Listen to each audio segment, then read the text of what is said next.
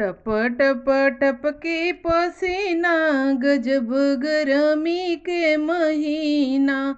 टप टप टप के पसीना, गजब गरमी के महीना।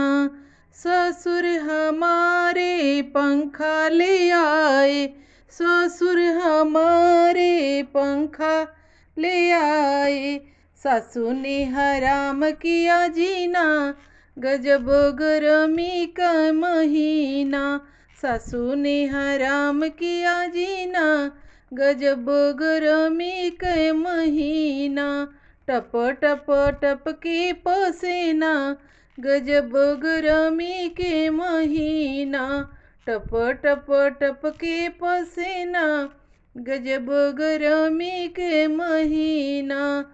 भसुर हमारे कूलर ले आए, भसुर हमारे कूलर ले आए। जेठानी ने अलग कर देना, गजब गरमी के महीना। जेठानी ने अलग कर देना, गजब गरमी के महीना।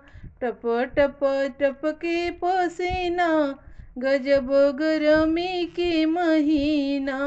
टप टप टप के पसीना, गजब गरमी के महीना। देवर हमारे एसी ले आए, देवर हमारे एसी ले आए। देवरानी लड़ाई कर देना, गजब गरमी के महीना।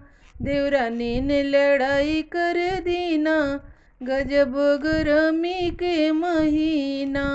टप टप टप के पसीना, गजब गरमी के महीना।